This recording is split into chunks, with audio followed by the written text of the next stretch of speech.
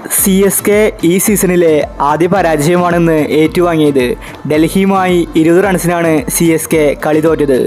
ഇന്ന് ചെന്നൈ തോറ്റാലും CSK നിരയിൽ ധോണി മികച്ച ബാറ്റിംഗാണ് പുറത്തെടുത്തത്.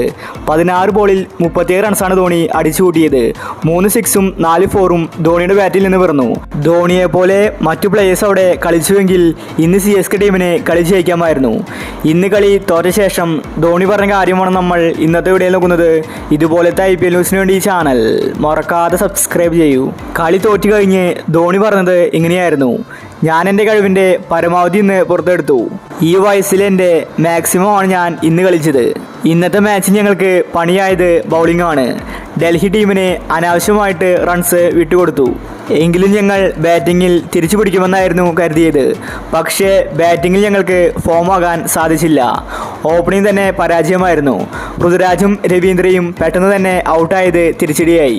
പൃഥ്വിരാജെ കുറച്ചും കൂടി ശ്രദ്ധിച്ച് കളിക്കേണ്ടതായിരുന്നു. രഹാനെ മികച്ച കളി ഇന്ന് പുറത്തെടുത്തു. ഒരുപാട് നാളുകൾക്ക് ശേഷമാണ് എനിക്ക് ബാറ്റ് ചെയ്യാൻ അവസരം കിട്ടിയത്. അതിലെനിക്ക് സന്തോഷമുണ്ടെന്നും തെറ്റുകൾ കണ്ടെത്തി അടുത്ത മത്സരത്തിൽ ശക്തമായിട്ട് തിരിച്ചു വരുമെന്ന് ധോണി വ്യക്തമാക്കി. CSK ആരാധകർക്ക് കളി തോറ്റാലും അധിക നിരാശയില്ല. അതിന് കാരണം ധോണി തന്നെയാണ്. ധോണിയുടെ ബാറ്റിംഗ് ഇന്ന് CSK ആരാധകർക്ക് കാണാൻ സാധിച്ചു. ധോണി വെടിക്കെട്ട് ബാറ്റിംഗാണെന്ന് പുറത്തെടുത്തത്. ധോണിയുടെ സിക്സിൽ CSK കളി തോറ്റത് ആരാധകർ മറന്നിരിക്കുകയാണ്. ഈ 42ാമത്തെ വയസ്സിലും ധോണി ഇങ്ങനെ കളിക്കുന്നുണ്ടെങ്കിൽ ആ പഴയ ധോണി എന്തായിരിക്കുമെന്ന് ആരാധകർ ആലോചിക്കുന്നുണ്ട്. അത്ര മികച്ച കളിയാണ് ധോണി ഇന്ന് പുറത്തെടുത്തത്. ഈ സീസണിലെ ആദ്യ പരാജയമാണ് CSK ഇന്ന് ഏറ്റുവാങ്ങിയത്. കുറച്ചും കൂടി ബാറ്റിങ്ങിൽ ശ്രദ്ധിച്ചെങ്കിൽ ഇന്ന് ചെന്നൈ ടീമിനെ ജയിക്കാമായിരുന്നു.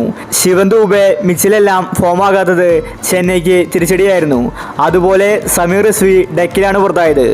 അപ്പോൾ ഇന്ന് ചെന്നൈ കളി തോൽക്കാനുണ്ടായ കാരണങ്ങൾ എന്തൊക്കെയാണ്? നിങ്ങളുടെ അഭിപ്രായങ്ങൾ താഴെ കമൻറ്റ് ചെയ്യുക. ഇതുപോലത്തെ IPL ന്യൂസിന് വേണ്ടി ചാനൽ മറക്കാതെ സബ്സ്ക്രൈബ് ചെയ്യൂ.